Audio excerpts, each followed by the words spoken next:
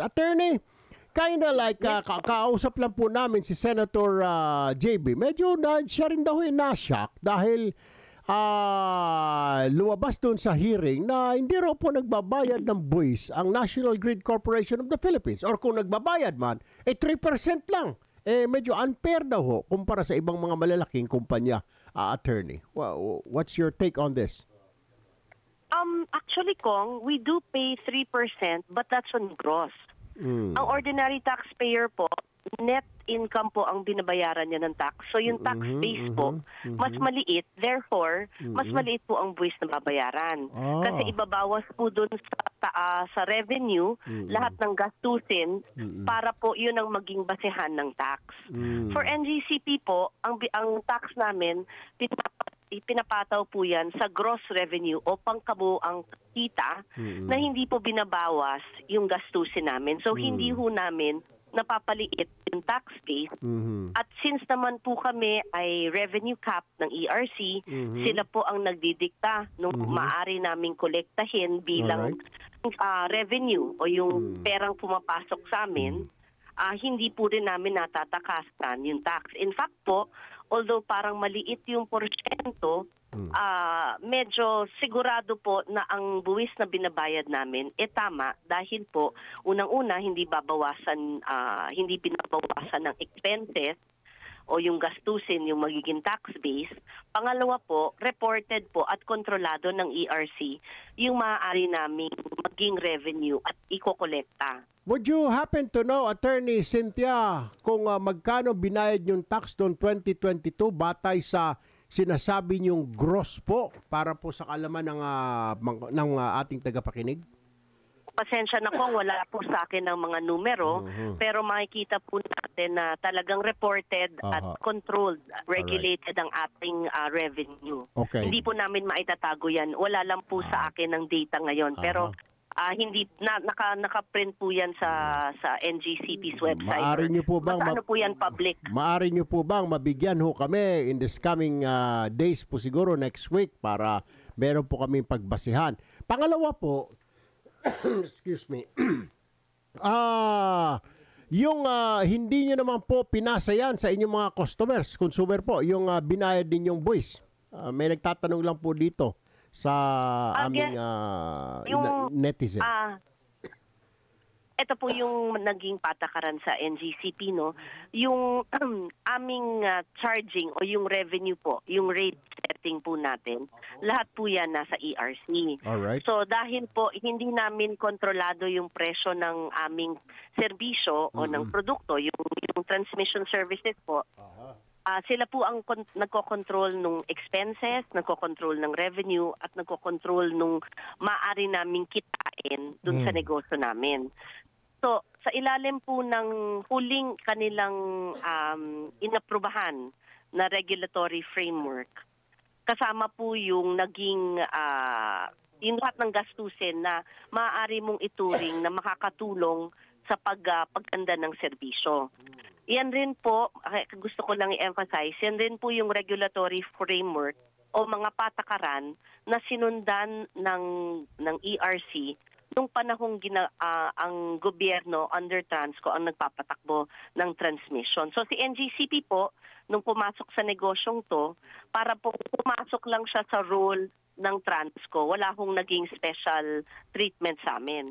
So, nung panahon po ng Transco, I think po, pinahintulutan silang isama sa kanilang legitimate expenses, yung ilan sa mga buwis na na kanilang binabayaran. So, in a similar fashion, yung mga buwis ho namin, including hindi po nga pala na income tax, that's a franchise tax.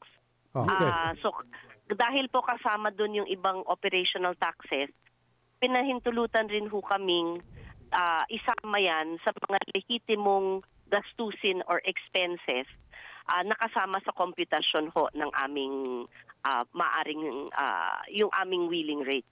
Noong Agosto 2023, Attorney, sinuspinde ng ERC ang pagpasa ng NGCP 3% franchise tax sa mga customer. Pakipaliwanag po ito. Ipinapasa nyo ba sa mga customer yan? Again po, ang ibig sabihin niyan is that pinayagan ho kaming isama yung franchise tax dun sa mga lehitimong expenses. Kasi nga po, kontrolado ang gastos, kontrolado ang income, kontrolado rin po ang pwedeng singilin. So ang kailangan ho namin ginagawa is i-justify ho namin yung mga legitimate expenses. So yan po, ipinahintulutan po ng ERC yan nung nakaraan, pero like you said, sinuspindi ho nila yan. At syempre of course, kami po sumusunod sa ERC. So suspended po yan sa kasalukuyan. Oo, kaya nga basa ho ni sa Senator JB, parang masyadong itong NGCP deal with investors ho ninyo and the government parang lutong Macau or my sweetheart deal. But anyway, nevertheless, ma'am, my other question will be 12 months daw kayo basing sa records po ng Congress. May isang pong congressman na gusto pong nag-file ng resolution in aid of legislation. 12 months na po hindi nagbayad ng franchise tax ang NGCP. Di ko lang po alam kung saan nanggaling yung ganyang klaseng impression. Kung makita ko po siguro yung maging basihan, mapapaliwanagan. Naintindihan ko po. Makapagpaliwanagan. Makapagpaliwanag po kami. Pero hindi po kami nahuli sa pagbayad ng franchise tax. Regular po yan twice a year. Okay, panghuli na lamang po nakatanungan sa akin, Ma'am Cynthia. Kailan po ninyo matatapos itong tinatawag na mga interconnectivity? Kasi hindi po ninyo, the other day when we were talking, you were say parang the blame was on wala kayong mai-distribute na power kung wala namang talagang maibibigay ng kuryente yung power distributor. Pero ang lumalabas po, basing po dun sa mga research po namin ni Bay Aljo dito, kayo po yung responsibilidad nyo yung connectivity. Di sinsanay kung kayo po ay nakakonect sa Cebu, sa Negros, kung bumagsak yung Panay Power, at least nakakapag-supply yung mga sobrang energy ng Negros, ng Cebu, ng Masbate. Di po ba? Hanggang ngayon daw po wala ho kayong gano'n. Kailan ho ba matatapos yan para masupplyan ang Panay dahil lagi po nagba-brownout dyan, attorney? Actually, we do restrictions sa lahat ng Visayas Islands. Meron lang po maliliit na hindi po konektado. So right now po sa Luzon, nakakonekta po yan sa Leyte, sa Samar babagsak, papunta sa Leyte, papunta ng Cebu, papunta ng Bohol, and then sa Cebu po, papunta ng Negros, and then sa Negros, papunta ng Panay. I think po yung tinutukoy nyo is an upgrading o karagdagang interconnection. Kasi po, sa totoo lang, nung nangyari yung January 2, nakatulong ho yung interconnection hanggang papunta sa Luzon. Na nung nangyari nung January 2, isa po sa maraming ginawa ng NCCP para piliting hindi tuluyang bumagsak yung sistema is ni-reverse flow ho natin o di kaya po ang Visayas ang nagbibigay sa Luzon, ni-reverse ho natin yan. Si Luzon ang pinatulong natin sa Visayas. Kaya mula nung 12 o'clock nung una kong bumagsak yung plan, hindi ho siya umigay. Pero Ma'am Cynthia, yung explanation ninyo, hindi ho yata tugma sa sinasabi ng LGU doon dahil nabulok po yung mga pagkain nila, yung mga turista. Piso so parang hindi po nila naramdaman yung sinasabi ninyong ginawa ninyong paraan to give them power. Wala daw ho, ma'am I don't know kung baka hindi po sa Panay ninyo na idala yung power po ninyo sa ibang lugar ho kaya, hindi ho kaya, ma'am. Nasa records po natin yon na mula 12 o'clock hanggang 2:16 p.m. normal po yung voltahe at frequency. Actually, doon rin po pandinig ng Senado, lumabas po na yung unang planta, yung unang plantang bumigay in 12 o'clock may isang plantang bumigay. Hinabol po natin yung voltahe kaya hindi po siya pumalo. Ito pa, Bay Aljo, doon sa mga, today is Friday, yung mga planong pumunta ng Boracay, wag muna siguro dahil may brownout pala dyan, 8 a.m. to 4 p.m. Rotational brownout pa rin, Attorney Cynthia. Boracay po, kailangan i-check in kung wala po akong datos niyan. Pero like I said po, umamin din po dun sa pandinig sa Senado na yung isang power plant, yung PCPC 216 PM, meron po siyang isang equipment na nasira at naamin rin po na dapat pinalitan niya ng Agosto, hindi po nagawa dahil po hindi po ata na-deliver yung parts ng GE. Kailan ho? Last year pa yan? Yes po, klaro po, nasa records po ng Senado. So yun po yung nasasabi namin, ayan pala yung dahilan kasi sila rin ho yung pumalya nung April 27. So wala po tayong kasiguraduhan dito, attorney, na mauulit o hindi mauulit uli ang Panay Island power outage? Kasi nga po, hindi na kontrolado ng NGCP yung mga hindi power kontrolado plant. ng NGCP. Ang power plant. We understand that, Attorney Cynthia, but what we are saying, at everybody saying, even yung mga LGUs, kung meron lang po sana, kung nakakonect ho tayo sa iba't ibang mga provinces, islands, hindi ho natin mararamdaman. Unfortunately, kayo ho yata ang may delay. So, everybody is pointing their fingers at you now, ang NGCP, LGU, ERC, DOE, everybody is pointing their fingers at NGCP kasi nga kulang po yung inyong at hindi po napakabagal ang pagdadagdag ng mga distribution line ninyo para to supply. But anyway, ma'am, siguro that's above your pay grade. Medyo mahirap po sagutin at technical na Kung ito. if I may po, baka po pwedeng Actually, tama po kayo. Everyone's pointing their fingers. And I think I want to emphasize po yung salitang kulang ang solusyon po. Kasi ang NGCP lang po ang pinupunta sa solusyon. Pero kung paulit-ulit na po yung problema, ibig sabihin po, baka kulang yung tinitingnan natin na magbibigay ng solusyon.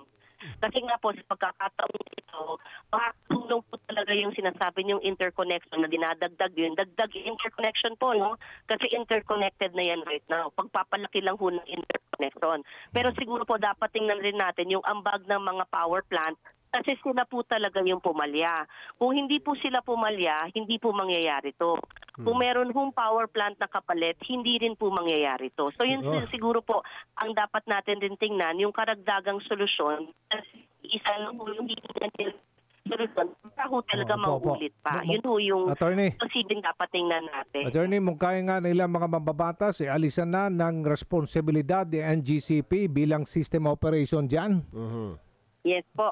Actually, ang sagot po namin dyan is kaya naman po naging NGCP ang system operator at transmission service provider. Sa gobyerno yan, hindi ho kinayan ng tustusan ng gobyerno yung kinakailangang kagalingan at investment sa pagpapaganda ng serbisyo. Kaya for the year, 300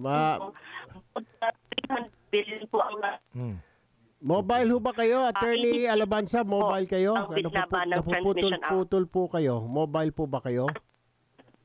Hindi po. Nasa, ako, steady po ako. Napuputol po kayo. Anyway, ma'am, sige ho, because we've been interviewing you for the past 20 minutes already regarding NGCP. Gusto ko lamang siguro iparating ho ninyo, I'm sure makakausap po ninyo yung mga higher echelon ng NGCP. You just remind them, ma'am, na aside from being a business, meron din po kayong social responsibility. Unahin ho natin the social responsibility to each and every Filipino rather than unahin po natin yung income. Pakisabi po doon sa mga Chinese investors po natin because that's where everybody's looking at right now and blaming po yung stockholders natin na mga Chinese investors, ma'am. We have you guys have a social responsibility to this country and it is not just business po. Para din po sa media yan. Tama. Media is business, di ba? Yung bakit ka mag-open ng media. Pero, and at the same time, meron kang social responsibility na you have to take care of, di po ba? So, we have to give priorities also, Attorney Cynthia. Anyway, ma'am, maraming salamat. I'm sure we will be talking with you again next week. Thank you very much for your time. Thank you for being sport. Magandang umaga po sa inyo. Ano pong take nyo dito sa ongoing investigation naman sa kapabayaan ng NGCP, USEC?